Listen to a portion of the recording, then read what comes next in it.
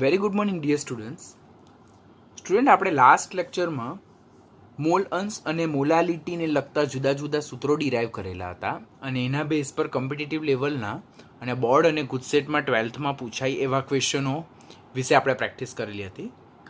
હવે આજના લેક્ચરમાં આપણે વજનથી ટકાવારી એટલે કે પર્સન્ટેજ W/W પરથી આપણે મોલ અંશ કેવી રીતે ફાઇન્ડ કરવાના તેના વિશેની ગણતરી કરશું. સાથે સાથે આજના લેક્ચરમાં આપણે એક્સરસાઇઝના જે કંઈ બી રિમેનિંગ ક્વેશ્ચન હોય તે પણ કમ્પ્લીટ કરશું અને આની સાથે ચેપ્ટર નંબર 1 આપણું ઓવર થશે. કોના માટે? કે જે સ્ટુડન્ટ્સ ફક્ત બોર્ડ પર ફોકસ કરે છે, એટલે કે 11G4 અને 11G5 સિવાયના સ્ટુડન્ટ માટે આ લેક્ચર આપણો લાસ્ટ લેક્ચર હશે અને હવે પછીના લેક્ચરમાં ફક્ત G4 અને G5ના ક્લાસમાં જ C4 સર એટલે કે શ્યામ સરના લેક્ચર ડિલિવર થશે. બાકીના ક્લાસમાં C4 સરના લેક્ચર ડિલિવર થશે નહીં, તો તેની ખાસ નોંધ લેવાની. તો સ્ટાર્ટ કરીએ કે જ્યારે દ્રાવણની સાંદ્રતા વજનથી ટકાવારીમાં આપેલી હોય તો તેના બેઝ પરથી આપણે મૂલાંશ કેવી રીતે શોધવાના. તો એના બેઝ પર પણ 12મા ધોરણમાં ટેક્સ્ટબુકમાં ઘણા બધા ન્યુમેરિકલ આપેલા છે. બોર્ડની એક્ઝામ અને કોમ્પિટિટિવની એક્ઝામ એના પર ખાસ ફોકસ કરે છે. તો ટોપિકમાં આપણે આગળ વધીએ. હવે ન્યુમેરિકલ ટાઈપ 3 કે જે પણ કોમ્પિટિટિવ બોર્ડ અને ગુજસેટની એક્ઝામમાં ખાસ પૂછાવાલા એક ક્વેશ્ચનનો ટાઈપ છે કે આપણને દ્રાવણની સાંદ્રતા વજનથી ટકાવારમાં આપેલી હોય એટલે કે પર્સન્ટેજ W/W આપેલું હોય તો ત્યારે એ પર્સન્ટેજ W/Wનું અર્થઘટન એટલે કે ઇન્ટરપ્રિટેશન કરીને આપણે દ્રાવ્ય અને દ્રાવકના મોલ અંશ ફાઇન્ડ કરવાના હોય છે. એટલે પર્સન્ટેજ W/W અને મોલ અંશનો સંબંધ દર્શાવતું કોઈ સૂત્ર નથી, પરંતુ પર્સન્ટેજ W/W ના બેઝ પરથી આપણે એનું અર્થઘટન કરવાનું અને એના બેઝ પરથી આપણે મોલ અંશ ફાઇન્ડ કરવાના. હવે તે જનરલી 3 સ્ટેપમાં ડિવાઈડ થયેલું છે. કેવી રીતે? તો પહેલાં તો સ્ટેપ 1માં પર્સન્ટેજ W/Wનું અર્થઘટન કરવું અને એના બેઝ પરથી દ્રાવ્ય અને દ્રાવકનું વજન શોધવાનું. તો તે કેવી રીતે? કે 5% વજનથી ટકાવાર પ્રમાણ NaOHનું જલીય દ્રાવણ આપેલું હોય તો એનો મતલબ શું થાય કે 5 ગ્રામ NaOH જે અહીંયા દ્રાવ્ય છે 100 ગ્રામ દ્રાવણમાં હાજર છે. ટકાવાર પ્રમાણ આપણે જોયેલું હતું, તેમાં વજનથી ટકાવાર પ્રમાણમાં આપણે શું જોયેલું કે અગાડીનો જે નંબર હોય તે દ્રાવ્યનું વજન ગ્રામમાં હતું અને તે કેટલા ગ્રામ દ્રાવણમાં હાજર છે? તો 100 ગ્રામ દ્રાવણમાં. તો અહીંયા 5 ગ્રામ NaOH એ 100 ગ્રામ દ્રાવણમાં હાજર છે. એટલે કે 5 ગ્રામ NaOH કે જે અહીંયા દ્રાવ્ય છે W2 છે એ 95 ગ્રામ પાણી એટલે કે દ્રાવક એટલે કે W1માં હાજર છે. તો આપણને પર્સન્ટેજ W/W ના અર્થઘટનથી આપણને દ્રાવ્ય અને દ્રાવકના વજન મળી ગયા.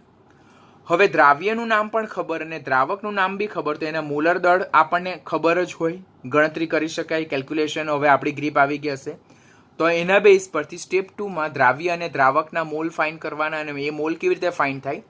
તો સ્ટેપ 1માં જે આપણને વજન મળ્યું તેના ડિવાઇડેડ બાય દ્રાવ્ય અને દ્રાવકનું મોલર દળ ઓર આણવીય દળ મૂકવાનું. એનાથી આપણને દ્રાવ્ય અને દ્રાવકના મોલ મળશે. આના બેઝ પરથી આપણને N2 અને N1 મળશે. જ્યાં N2 શું છે? N2 એ દ્રાવ્યના મોલ છે અને N1 એ દ્રાવકના મોલ છે. તો સ્ટેપ 1માં પર્સન્ટેજ W/Wના ઇન્ટરપ્રિટેશનથી અર્થઘટનથી આપણે દ્રાવ્ય અને દ્રાવકનું વજન નક્કી કરીએ છીએ. સ્ટેપ 2માં એ વજનનો ઉપયોગ કરીને દ્રાવ્ય અને દ્રાવકના મોલ ફાઇન્ડ કરીએ છીએ અને સ્ટેપ 3માં દ્રાવ્ય અને દ્રાવકના મોલને આધારે દ્રાવ્ય અને દ્રાવકના મોલ અંશ સૂત્રનો ઉપયોગ કરીને કરીએ કે જેમ કે દ્રાવ્યના મોલ અંશ X2 દ્રાવ્યના મોલ છેદમાં દ્રાવણના કુલ મોલ અને દ્રાવકના મોલ અંશ X1 દ્રાવકના મોલ છેદમાં દ્રાવણના કુલ મોલ. બરાબર? ક્યાં તમે આ રીતે બી ફાઇન્ડ કરી શકો ઓર એકમાંથી દ્રાવ્યના મોલ અંશ બાદ કરીને પણ આપણે દ્રાવકના મોલ અંશ ફાઇન્ડ કરી શકીએ છીએ. તો આ રીતે પર્સન્ટેજ W/Wના આધારે પણ આપણે દ્રાવ્ય અને દ્રાવકના મોલ અંશની ગણતરી કરવાની હોય છે. જે પણ કોમ્પિટિટિવનો વેરી ઇમ્પોર્ટન્ટ ક્વેશ્ચન છે એમાં પણ તમારી ગ્રીપ કમ્પલસરી આવવી જરૂરી છે. પહેલાં પર્સન્ટેજ W/Wના ઇન્ટરપ્રિટેશન પરથી દ્રાવ્ય અને દ્રાવકનું વજન નક્કી કરવું. સ્ટેપ 2માં દ્રાવ્ય અને દ્રાવકના મોલર દળને આધારે અને ઉપરોક્ત સ્ટેપમાં જે વજન મળ્યું તેના આધારે દ્રાવ્ય અને દ્રાવકના મોલ ફાઇન્ડ કરવા. અને સ્ટેપ નંબર 3માં મોલ અંશ શોધવા માટેનું સૂત્ર એપ્લાય કરીને દ્રાવ્ય અને દ્રાવકના મોલ અંશ ફાઇન્ડ કરવા. આના બેઝ પર ન્યુમેરિકલ જો સોલ્વ કરીએ આ મેથડના બેઝ પર, તો આપણને 20% હાઇડ્રોજન પેરોક્સાઇડ આપેલ છે, તેનું જલીય દ્રાવણમાં પાણીના મોલ અંશ ફાઇન્ડ કરવા માટે કીધું છે. હવે મેં કીધું પહેલાં તમને કે સ્ટેપ નંબર 1માં પર્સન્ટેજ W/Wનું અર્થઘટન કરવું. એટલે 20% કંઈ નથી મેન્શન કરેલું, એટલે કે એ વજનથી ટકાવાર પ્રમાણ છે. તો 20% W/W નો મતલબ શું થાય કે 20 ગ્રામ દ્રાવ્ય, અને એ દ્રાવ્ય અહીંયા કોણ છે? Hydrogen peroxide. એ 100 ગ્રામ દ્રાવણમાં હાજર છે. ઇન્ટરપ્રિટેશન કરતા આવડે છે ને હવે? તો ખ્યાલ રાખવાનો, 20% પર્સન્ટેજ W/Wનો મતલબ 20 ગ્રામ દ્રાવ્ય અહીંયા કોણ છે? Hydrogen peroxide. એ 100 ગ્રામ દ્રાવણમાં હાજર છે. ઓર હું એમ પણ કહી શકું કે 20 ગ્રામ H2O2 પ્લસ 80 ગ્રામ પાણી. બિકોઝ દ્રાવણમાંથી દ્રાવ્યનું વજન બાદ કરતાં આપણને કોનું વજન મળે છે? દ્રાવકનું વજન મળે છે.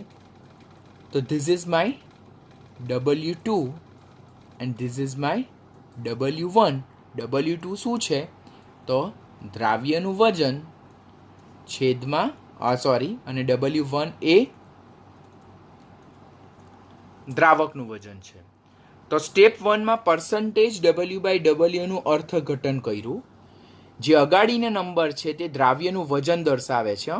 તો 20 ગ્રામ દ્રાવ્ય એ 100 ગ્રામ દ્રાવણમાં હાજર છે, એટલે કે 20 ગ્રામ દ્રાવ્ય એ 80 ગ્રામ પાણીમાં હાજર છે. પાણી અહીંયા શું છે? દ્રાવક છે.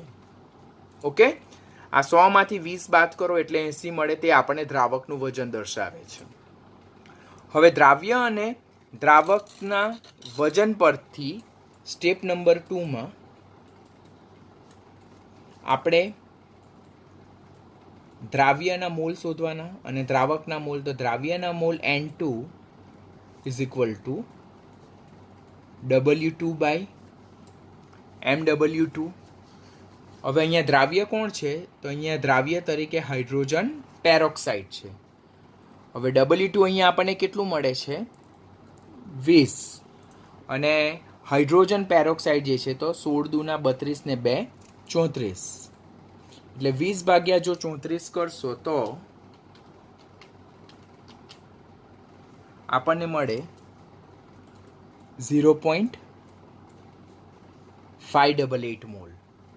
હવે ઘણા બધા સ્ટુડન્ટ અહીંયા શું કરશે કે N1 ફાઇન્ડ કરવું હશે તો 1 - N2 કરશે. એવી રીતે નહીં થશે. મોલ અંશમાં જ એક ઘટકના મોલ અંશને એકમાંથી બાદ કરતાં બીજા ઘટકના મોલ અંશ ફાઇન્ડ કરી શકાય. મોલમાં એ સ્ટેપ લાગુ પાડી શકાશે નહીં. That's a mistake you are always doing. પછી અહીંયા દ્રાવકના મોલ ફાઇન્ડ કરવા હોય તો અહીંયા દ્રાવક એટલે કે N1 that is W1 divided by MW1. હવે અહીંયા W1 આપણને કેટલું મળ્યું? 80 મળ્યું. પાણીનું મોલર દળ કેટલું? 18. તો 80/18 કરીએ આપણને તો એ મળશે આપણને 4.444. તો સ્ટેપ 2માં આપણે સ્ટેપ 1માં જે W2 અને W1 મળ્યો તેનો ઉપયોગ કરીને આપણે દ્રાવ્ય અને દ્રાવકના શું ફાઇન્ડ કર્યા? મોલ ફાઇન્ડ કર્યા. અને સ્ટેપ નંબર 3 તેમાં આપણે મોલ અંશ ફાઇન્ડ કરવાના. આપણને અહીંયા પાણીના મોલ અંશ ફાઇન્ડ કરવા કીધા છે. એટલે XH2O ઓર એને હું X1 પણ લખું તો that is NH2O divided by NH2O2 plus NH2O. Or હું બીજું સૂત્ર શું લખી શકું? N1/N1 plus N2. ચલો, પાણીના મોલ કેટલા મળ્યા આપણને? 4.444. હાઇડ્રોજન પેરોક્સાઇડને કેટલા મળ્યા? 0.588. પ્લસ 4.444, તો 4.444 પ્લસ 0.588, તો 5.0324 મળે આન્સર. અને 4.5.0324, તો that will give you 0.883. તો આ શું મળે છે આપણને? XH2O મળે છે. XH2O એટલે કે પાણીના મોલન્સ મળે. હવે મારે XH2O2 ફાઇન્ડ કરવું છે, એટલે કે હાઇડ્રોજન પેરોક્સાઇડના મોલન્સ ફાઇન્ડ કરવા છે. તો 1 - XH2O કરીશ, તો 1 - XH2O 0.883, 1 - 0.883, that is 0.117. તમે બધી જ જગ્યાએ જોયું હશે તો મોલ અંશની વેલ્યુ કોઈ પણ જગ્યાએ 1 કરતાં વધારે મળી નથી, જે દર્શાવે છે કે કોઈ પણ ઘટકના મોલ અંશનું મૂલ્ય 0 કરતાં મોટું અને 1 કરતાં નાનું હોય, બિકોઝ કોઈ પણ દ્રાવણમાં રહેલા બધા જ ઘટકોના મોલ અંશનો સરવાળો હંમેશા 1 જોવા મળે છે. તો આમ વજનથી ટકાવાર પ્રમાણ આપેલું હોય તો પહેલાં એનું અર્થઘટન કરીને દ્રાવ્ય અને દ્રાવકનું વજન નક્કી કરો. એ વજનનો ઉપયોગ કરીને દ્રાવ્ય અને દ્રાવકના મોલ શોધો અને એ મોલનો ઉપયોગ કરીને દ્રાવ્ય અને દ્રાવકના મોલ અંશ ફાઇન્ડ કરો. પ્રેક્ટિસ માટે એક ન્યુમેરિકલ આપું છું કે 10% W/W NaOHની મોલાલિટી અને મોલ અંશ શોધો. તમારે જાતે પ્રેક્ટિસ કરવાની છે. 10% W/W એટલે 10 ગ્રામ NaOH એ 90 ગ્રામ પાણીમાં હાજર છે.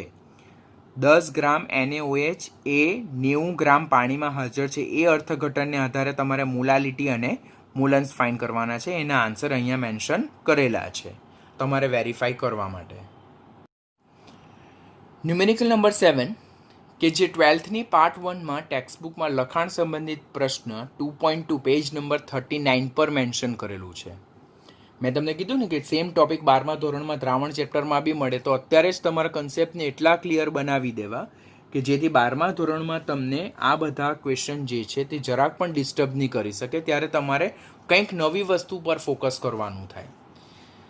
હવે 30% દળથી બેન્ઝીન ધરાવતા કાર્બન ટેટ્રાક્લોરાઇડના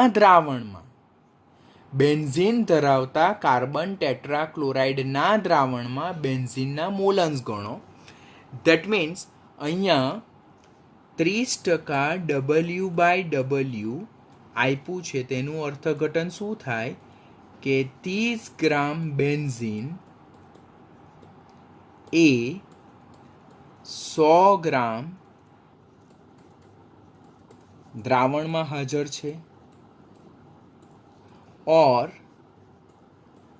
30 ग्राम बेंजीन ए 70 ग्राम कार्बन टेट्राक्लोराइड CCl4 જેનું સૂત્ર છે તેમાં હાજર છે. દાખલાને તમારે ધ્યાનથી વાંચવું પડશે, તો જ તમને દ્રાવ્ય અને દ્રાવક આઈડેન્ટિફાઈ કરતા આવડશે. 30% દળથી બેન્ઝીન ધરાવતા કાર્બન ટેટ્રાક્લોરાઇડના દ્રાવણમાં એનું અર્થઘટન શું થાય કે બેન્ઝીનને કાર્બન ટેટ્રાક્લોરાઇડમાં ડિઝોલ્વ કરેલું છે, માટે બેન્ઝીન એ દ્રાવ્ય છે અને કાર્બન ટેટ્રાક્લોરાઇડ એ શું છે? દ્રાવક છે. તો 30 ગ્રામ બેન્ઝીન, તો ધેટ ઇઝ અવર W2, અને 70 ગ્રામ કાર્બન ટેટ્રાક્લોરાઇડ, તો ધેટ ઇઝ અવર W1. એટલે કે દ્રાવ્ય અને દ્રાવકનું વજન ખબર પડી ગયું. This is step number 1. Step number 2 કે દ્રાવ્ય અને દ્રાવકના વજનને આધારે દ્રાવ્ય અને દ્રાવકના મોલ ફાઇન્ડ કરવાના.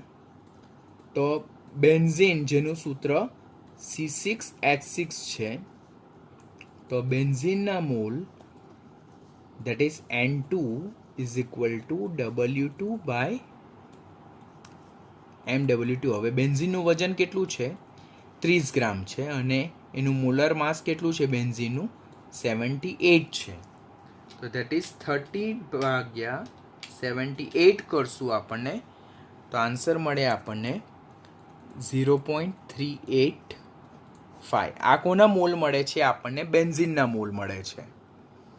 પછી CCl4ના મોલ ઇઝ ઇક્વલ ટુ, એટલે એ આપણને N1 હોય, W1 ડિવાઇડેડ બાય MW1.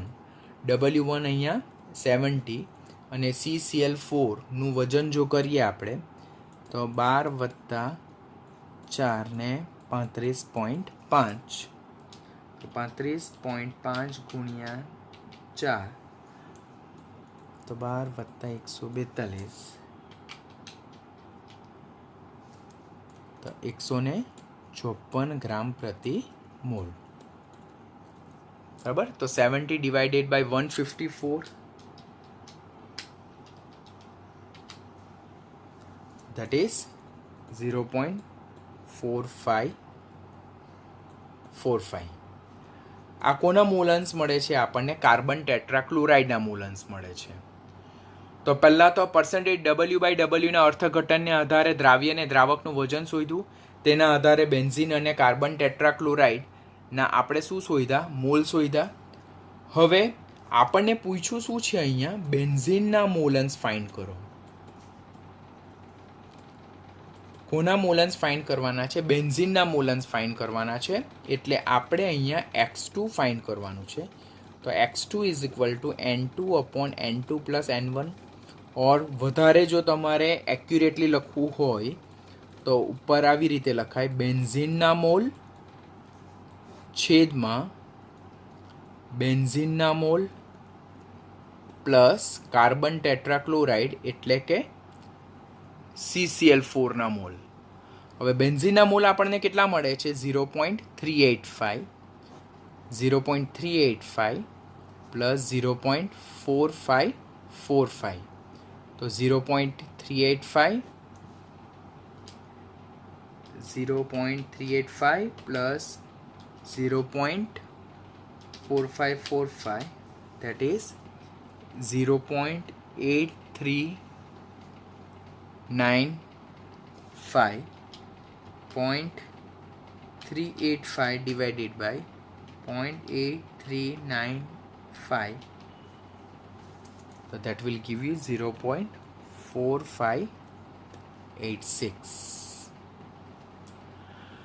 તો such kind of numericals are very important. પહેલાં આપણે શું કર્યું કે પર્સન્ટેજ W/W જે છે તેના આધારે અર્થઘટન કર્યું કે 30 ગ્રામ દ્રાવ્ય એ 100 ગ્રામ દ્રાવણમાં છે અને 100 ગ્રામ દ્રાવણમાંથી દ્રાવ્યનું વજન બાદ કરતાં મને દ્રાવકનું વજન મળે. અહીંયા દ્રાવ્ય કોણ છે? બેન્ઝીન છે, કારણ કે બેન્ઝીન ધરાવતા CCl4ના દ્રાવણમાં એટલે કાર્બન ટેટ્રાક્લોરાઇડ એ મારો અહીંયા શું છે? દ્રાવક, અને બેન્ઝીન એ મારું શું છે? દ્રાવ્ય. તો દ્રાવ્ય અને દ્રાવકનું વજન મળી ગયું. પછી એના બેઝ પરથી એના મોલર દળ ખબર હોય તો હું બંનેના શું ફાઇન્ડ કરું છું? મોલન્સ ફાઇન્ડ કરું, મોલ ફાઇન્ડ કરું છું, અને એ મોલનો ઉપયોગ કરીને હું બેન્ઝીનના મોલન્સ ફાઇન્ડ કરું છું. તો આ રીતે તમે ન્યુમેરિકલને શોર્ટ આઉટ કરી શકો છો. એવો જ એક દાખલો હું તમને 12માં પાર્ટ 1 પેજ નંબર 38 ઉદાહરણ નંબર 2.1 આપેલું છે કે 20% દળથી ઇથિલિન ગ્લાયકોલ, જેનું સૂત્ર C2H6O2 છે, ધરાવતા દ્રાવણમાં ઇથિલિન ગ્લાયકોલ અને પાણીના મોલન્સ ગણો. તો અહીંયા આપણે સેમ દાખલો આ મેથડથી જ સોલ્વ કરવાનું છે. તેમાં ઇથિલિન ગ્લાયકોલ દ્રાવ્ય છે અને પાણી એ આપણું દ્રાવક છે. ઇથિલિન ગ્લાયકોલ પાણીમાં દ્રાવ્ય થાય છે. તો સેમ મેથડથી તમારે આ ન્યુમેરિકલને સોલ્વ કરવાનો. Answer is already mention here. જ્યારે પ્રત્યેક ઘટકના મોલન્સ આપણે કેવી રીતે શોધી શકીએ? તો તે ઘટકના મોલ ડિવાઇડેડ બાય દ્રાવણના કુલ મોલ, એ રીતે આપણે શોધી શકીએ છીએ. તો એના બેઝ પર ન્યુમેરિકલ પર બી ખાસ પૂછાય છે કે જેમ કે એક દ્રાવણ 25% H2O, 25% ઇથેનોલ અને 50% એસિટિક એસિડ વજનથી ધરાવે છે, તો પ્રત્યેક ઘટકના શું શોધો? મોલન્સ શોધો. હવે આપણી પાસે એક દ્રાવણ છે, તેમાં આપણી પાસે 25% W/W H2O plus 25% W/W ethanol plus 50% W/W acetic acid છે. એનો મતલબ શું થાય કે 25 ગ્રામ H2O છે એ 100 ગ્રામ દ્રાવણમાં છે, 25 ગ્રામ ઇથેનોલ એ પણ 100 ગ્રામ દ્રાવણમાં છે અને 50 ગ્રામ એસિટિક એસિડ એ પણ 100 ગ્રામ દ્રાવણમાં હાજર છે. એટલે અહીંયા આપણને દ્રાવણમાં જે 3 ઘટકો આપ્યા, પાણી, ઇથેનોલ અને એસિટિક એસિડના વજનથી ટકાવાર પ્રમાણ આપ્યા, તો એના બેઝ પરથી આપણને 3 ઘટકો જે છે તેનું વજન ખબર પડી ગયું કે 25 ગ્રામ પાણી એ 100 ગ્રામ દ્રાવણમાં હાજર, 25 ગ્રામ ઇથેનોલ એ 100 ગ્રામ દ્રાવણમાં હાજર અને 50 ગ્રામ એસિટિક એસિડ એ પણ 100 ગ્રામ દ્રાવણમાં હાજર. 3 ઘટકનો સરવાળો કરો, જો 25 + 25 + 50 તો 100 ગ્રામ થઈ ગયું, બરાબર. તો આના બેઝ પરથી આપણને પહેલાં શું ખબર પડે છે કે દ્રાવણમાં હાજર રહેલા જે જુદા જુદા ઘટકો જે છે તેના વજન મળી ગયા. હવે ત્યારબાદ સેકન્ડ સ્ટેપમાં શું કરવાનું, આપણે પ્રત્યેક ઘટકના મોલ ફાઇન્ડ કરવાના. તો પાણીના મોલ ઇઝ ઇક્વલ ટુ જે પાણીનું વજન અને છેદમાં પાણીનું મોલર માસ કરવાનું. તો અહીંયા પાણીનું વજન કેટલું મળ્યું છે 25 અને પાણીનું મોલર માસ કેટલું છે 18 છે. તો આપણે 25/18 કરશું તો આપણને આન્સર મળશે 1.39. આ કોના મોલ મળે છે? આપણને પાણીના મોલ મળે છે. એવી જ રીતે ઇથેનોલના મોલ શોધવા હોય તો ઇથેનોલનું વજન છેદમાં ઇથેનોલનું મોલર દળ. ઇથેનોલનું વજન અહીંયા કેટલું છે 25 અને ઇથેનોલનું મોલર દળ જે છે 46. કેવી રીતે? તો ઇથેનોલ જેનું સૂત્ર શું છે C2H5OH. તો 12 દુ 24 ને 36 ને 16 46. તો 25/46 કરીએ આપણે તો that will give you 0.543 આ ઇથેનોલના મોલ મળે. અને એવી જ રીતે આપણને એસિટિક એસિડ એટલે કે CH3COOH, તો એસિટિક એસિડનું સૂત્ર CH3COOH, તો એનું વજન છેદમાં એનું મોલર માસ એટલે મોલર દળ. વજન કેટલું છે 50 અને એસિટિક એસિડનું મોલર દળ કેટલું છે 60. તો 50/60 કરવાથી આપણને મળશે 0.833. એટલે 3 ઘટકના વજન પરથી મેં 3 ઘટકના શું ફાઇન્ડ કર્યા? મોલ ફાઇન્ડ કર્યા. હવે પ્રત્યેક ઘટકનું મોલન્સ ફાઇન્ડ કરવું હોય તો પાણીના મોલન્સ ફાઇન્ડ કરવા હોય તો પાણીના મોલ છેદમાં દ્રાવણના કુલ મોલ, અને દ્રાવણના કુલ મોલ કેવી રીતે મળે? તો પ્રત્યેક ઘટકના મોલનો સરવાળો. તો n mole of water, n mole of ethanol plus n mole of acetic acid. ચલો પાણીના મોલ આપણને મળ્યા 1.39, અહીંયા 1.39 પ્લસ 0.543 પ્લસ 0.833, તો 1.39 પ્લસ 0.543 પ્લસ 0.833, તો that is 1.39 divided by 2.766. 1.39 divided by 2.766 તો ધેટ ઇઝ 0.5025. ફર્સ્ટ આપણને કોના મોલ મળ્યા? પાણીના મોલ મળ્યા છે. એવી રીતે આપણે ઇથેનોલના ફાઇન્ડ કરીએ તો n mole of ethanol divided by total mole. તો ઇથેનોલના મોલ 0.543 અને ટોટલ મોલ અહીંયા આપણે જોયા દેટ ઇઝ 2.766. તો 0.543 divided by 2.766. So that is 0.196. અને એવી જ રીતે n મોલ ઓફ એસિટિક એસિડના મોલન્સ ફાઇન્ડ કરવા હોય આપણે તો n mole of acetic acid divided by total mole. હવે એસિટિક એસિડના મોલ આપણને 0.833 મળ્યા, ટોટલ મોલ આપણને 2.766 મળ્યા. 0.833 ડિવાઇડેડ બાય 2.766. તો દેટ ઇઝ 0.301.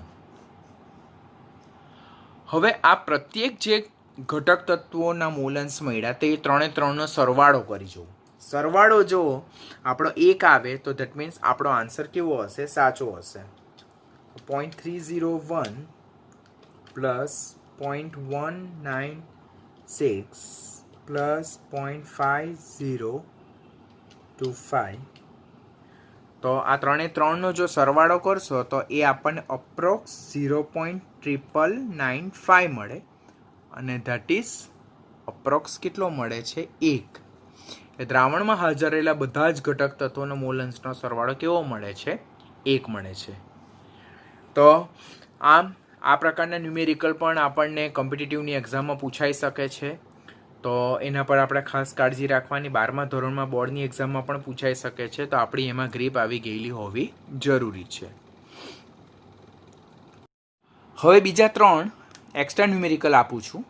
તેમાં પહેલો ન્યુમેરિકલ આપણે અત્યારે જે 3 કમ્પોનન્ટ એટલે 3 ઘટકવાળા દ્રાવણના બેઝ પરથી પ્રત્યેક ઘટકના મોલન્સ કેવી રીતે શોધાય તેનો એક પ્રેક્ટિસ માટેનો આપ્યો છે. બીજો એક ન્યુમેરિકલ જે છે તો એ કોમ્પિટિટિવ લેવલ એટલે જેઈ લેવલ પર કાળજી રાખવાની થાય કે ઇથેનોલ અને પાણીને મિશ્ર કરીને એક દ્રાવણ બનાવવામાં આવે છે. તો બનતા દ્રાવણમાં ઇથેનોલના મોલ અંશ જો 0.9 છે તો દ્રાવણની મોલાલિટી શોધો. હવે આ દાખલામાં આપણને એમ થાય કે ઇથેનોલ અને પાણીને મિશ્ર કરવામાં આવે તો ઇથેનોલ પાણીમાં મિશ્ર થઈ જાય એટલે ઇથેનોલ દ્રાવ્ય હશે અને પાણી દ્રાવક હશે, પણ એવું નથી.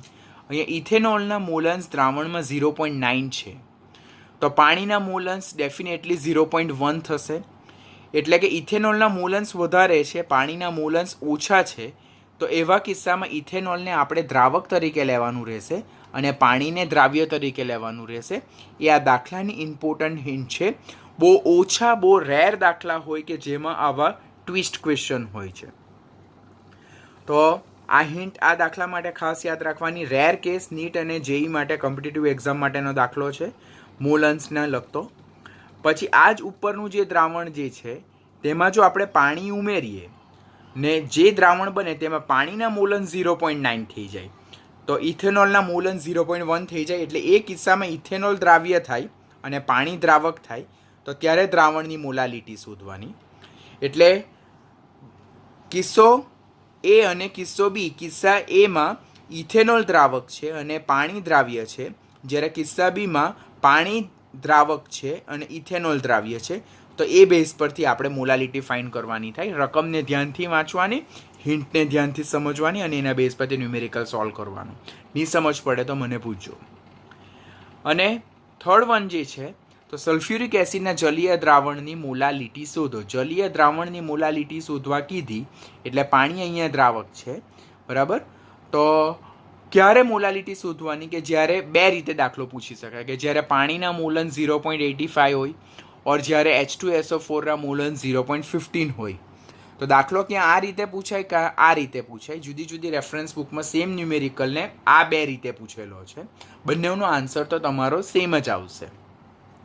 તો આ 3 ન્યુમેરિકલ એક્સ્ટ્રા પ્રેક્ટિસ માટે કરજો, બરાબર. તો આના બેઝ પરથી આપણું ચેપ્ટરમાં મોલ અંશને લગતા ન્યુમેરિકલ અહીંયા ઓવર થાય છે.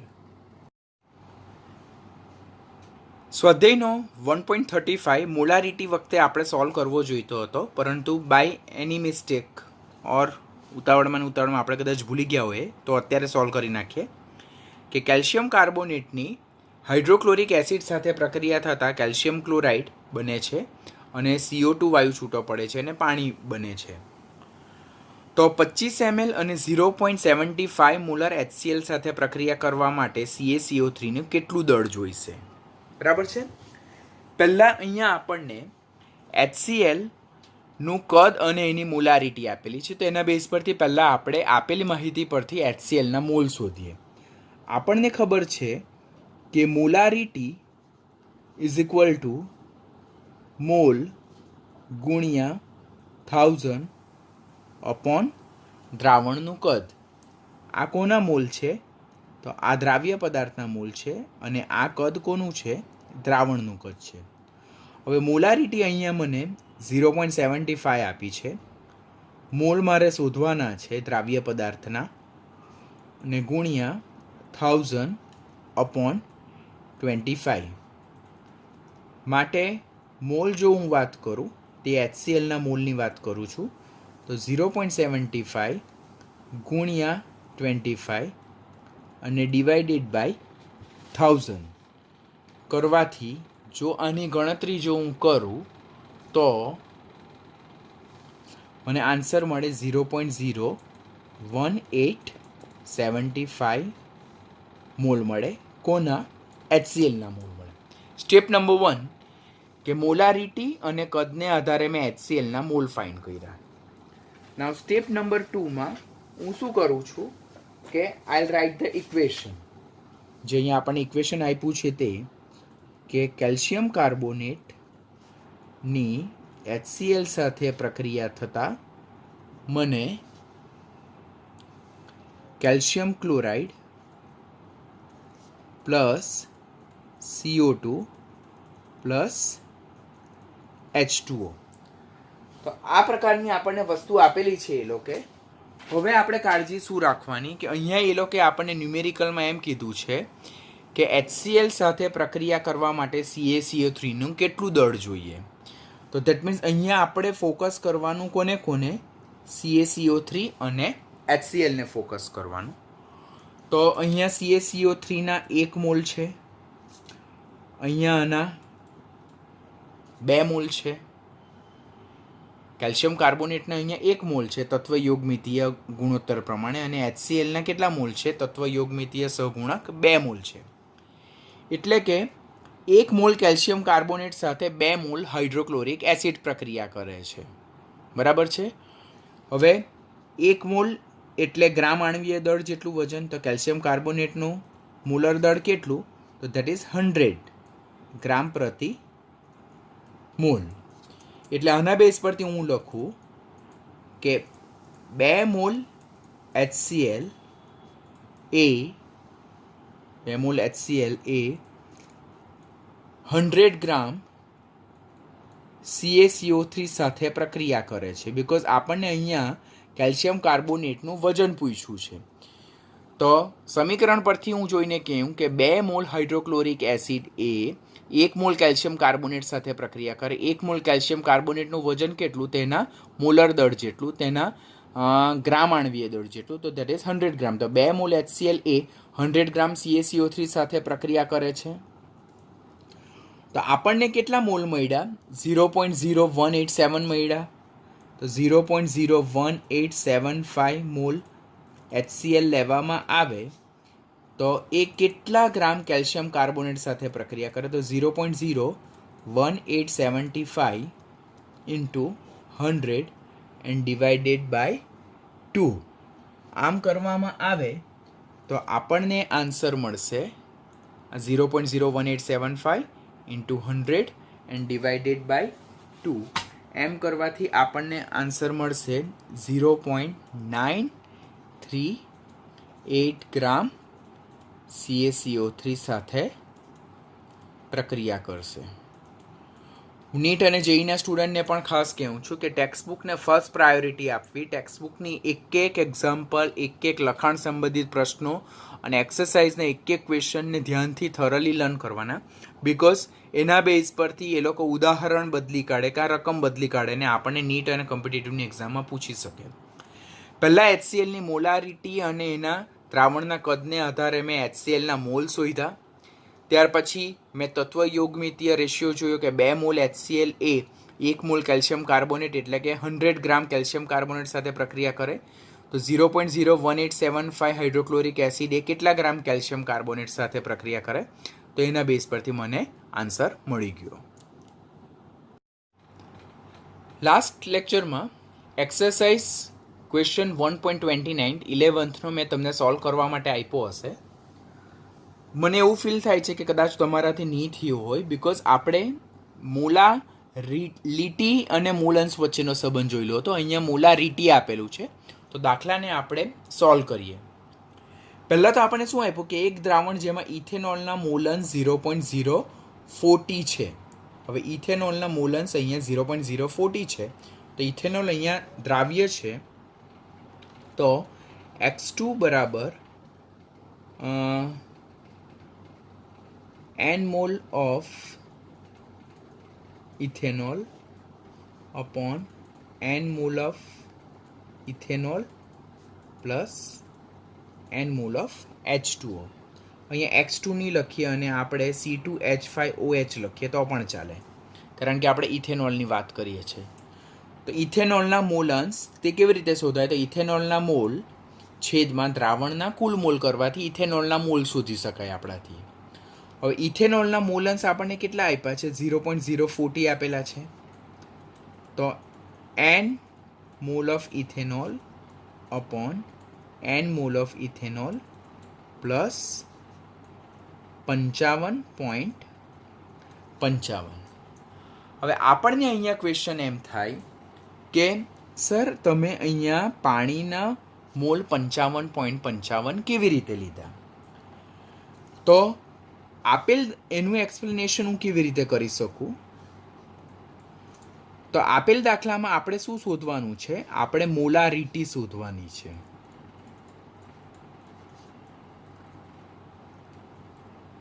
આપણે મોલારિટી શોધવાની છે માટે ઇથેનોલ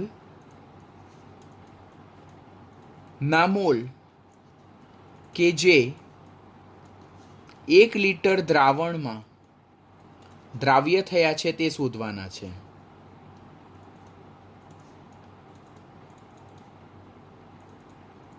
ગેટિંગ? આપણને દાખલામાં શું કીધું છે કે ઇથેનોલની પાણીમાં મોલારિટી શોધો. તો મોલારિટી એટલે મોલ પ્રતિ લિટર, એટલે ઇથેનોલના મોલને આપણે 1 લિટર દ્રાવણમાં દ્રાવ્ય થયા છે તે શોધવાના છે. હવે આપણને ખબર છે કે 1 લિટર એટલે 1000 ml. પાણીની ઘનતા આપણને દાખલામાં કીધું છે, પાણીની ઘનતા 1 છે. તો પાણીની ઘનતા 1 હોય તો પાણીનું વજન કેટલું થાય? 1000 ગ્રામ થાય.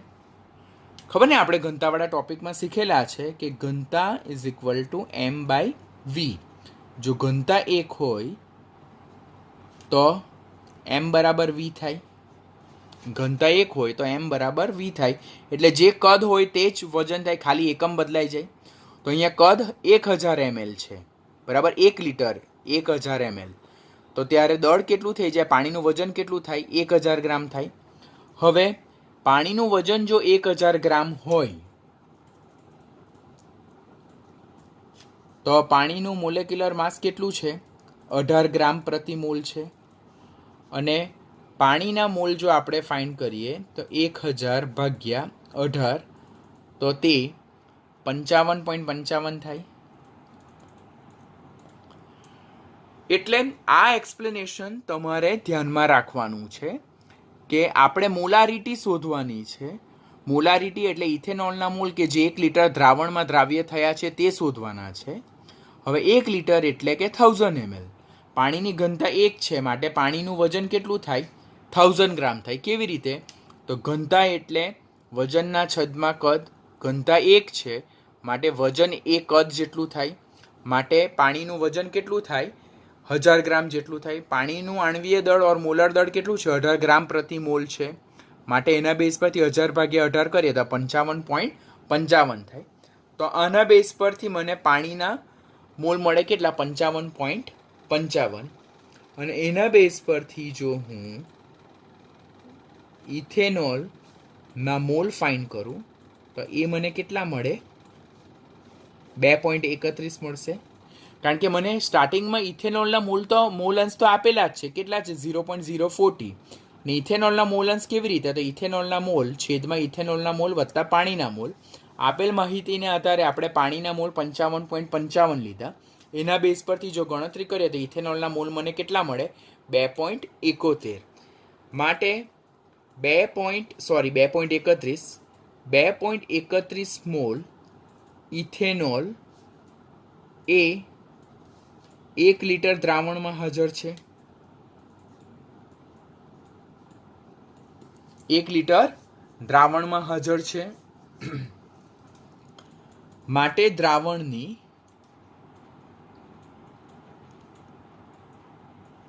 મોલારિટી કેટલી થશે? 2.31 મોલર થશે. અહીંયાથી જ આપણે ખાસ કાળજી રાખવાની છે કે 1 લીટર એટલે 1000 ml બરાબર 1000 ml દ્રાવણ છે. હવે આપણને એમ થાય કે સર પાણીની ઘનતા 1 છે તો પાણીનું વજન 1000 ગ્રામ છે.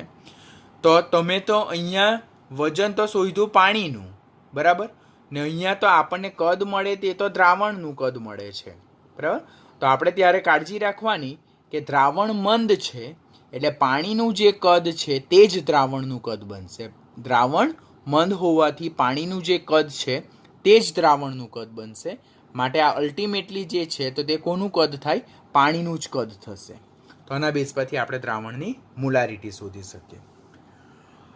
તો આ રીતે આપણે ચેપ્ટર નંબર 1 ઓવર કરીએ છીએ. It is very conceptual chapter. જેટલી વધારે પ્રેક્ટિસ કરશો ને જેટલું વધારે ન્યુમેરિકલ સોલ્વ કરશો તેટલી ગ્રીપ વધારે આવશે. કોમ્પિટિટિવની એક્ઝામ લેવું, તમે જેઈ લેવ, AIEEE લેવ, નીટ લેવ કે એમ્સની એક્ઝામ લેવ, બધી જ એક્ઝામમાં આ ચેપ્ટરમાંથી ઘણા સારા ક્વેશ્ચન ટેક્સ્ચ્યુઅલ લેવલના જ ખાસ પૂછાય છે, પણ થોડોક વિચાર માંગી લે એવા ક્વેશ્ચન પૂછાય છે. તો ચેપ્ટરને ધ્યાનથી લર્ન કરવાનું. આની સાથે 55 લેક્ચર સાથે ચેપ્ટર આપણું ઓવર થાય. નીટના સ્ટુડન્ટ્સ માટે હજુ ચેપ્ટર ઓવર થયું નથી, એના માટે ચેપ્ટર અગાડી કન્ટિન્યુ રહેશે. ને જ્યારે બોર્ડના સ્ટુડન્ટ્સ માટે ચેપ્ટર અહીંયા ઓવર થાય છે. હવે આપણી ટેક્સ્ટ બુકમાં એક ક્વેશ્ચન નંબર 1.17 છે.